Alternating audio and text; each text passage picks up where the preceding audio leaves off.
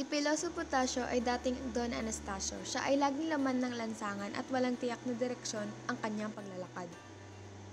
Ang pagkilala kay Tasio ng mga mangmang ay isang taong may toyo sa ulo o baliw.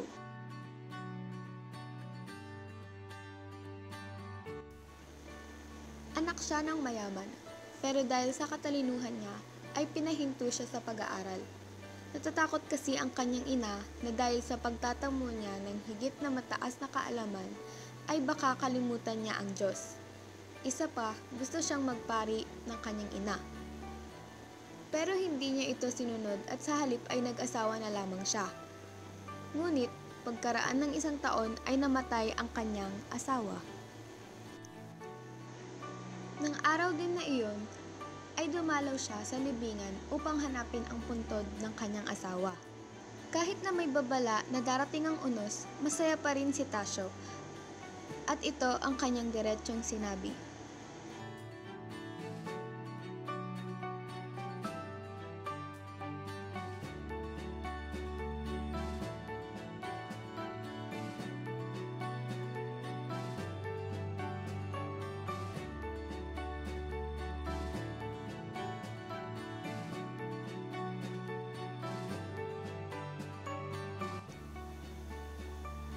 Hindi binili ng mga kapitan ang kanyang pinapabili at sa halip ay mga paputok at kwitis ang kanilang binili.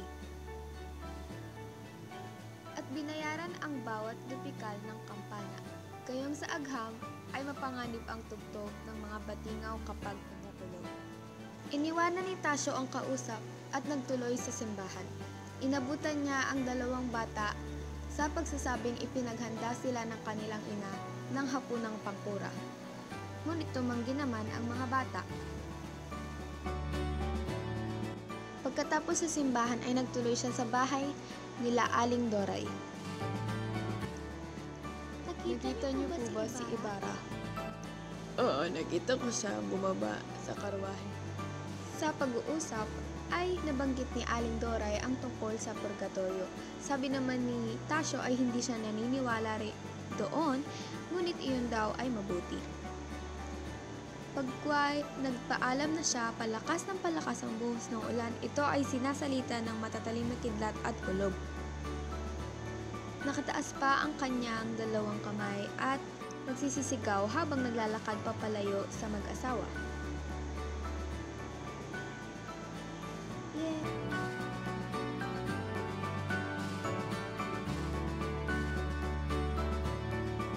Created using Powtoon.